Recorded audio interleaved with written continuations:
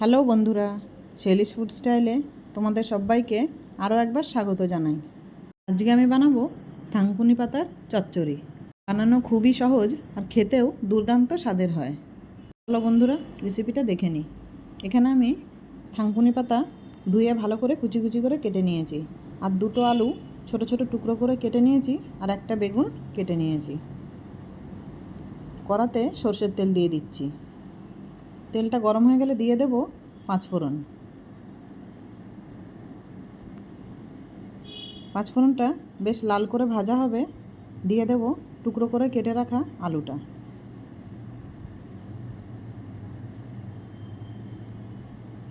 আলুটা নাড়াচাড়া করতে করতে বেশ লাল করে ভেজে নেব।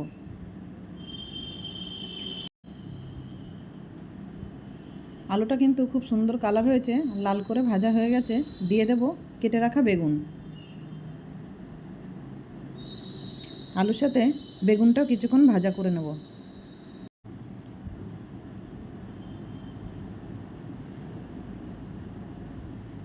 বেগুনটাও কিন্তু বেশ ভালো করে ভাজা হয়ে গেছে। এই সময় দিয়ে দেব থানকুনি পাতা।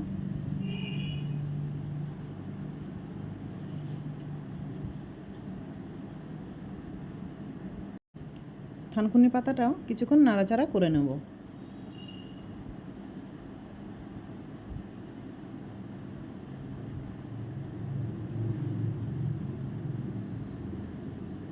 দিয়ে দেব চেরা কাঁচা লঙ্কা।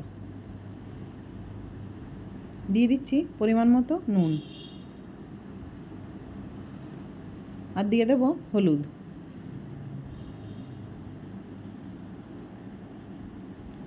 আবারও কিছুক্ষণ নাড়াচাড়া করে নেব।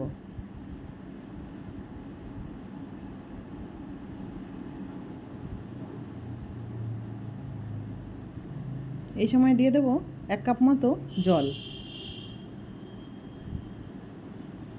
জলটা দিয়ে কিছুক্ষণের জন্য ঢাকা দিয়ে রান্নাটা করে নেব।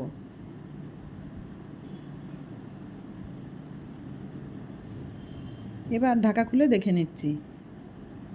আলুটা বেশ সেদ্ধ হয়ে গেছে, আর ঝোলটাও শুকিয়ে গেছে। এবার একটু নাড়াচাড়া করে নিচ্ছি। দেখো বন্ধুরা, খুব সুন্দর মাখো মাখো হয়েছে।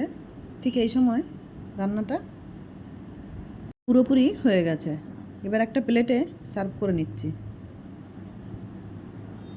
অবশ্যই তোমরা একবার বানিয়ে দেখো, কেউ বুঝতেই পারবে না এটা থানকুনি পাতা বলে। খেতে খুবই টেস্টি হয়। রেসিপিটা ভালো লাগলে একটা লাইক দিয়ে দেবে। নমস্কার বন্ধুরা।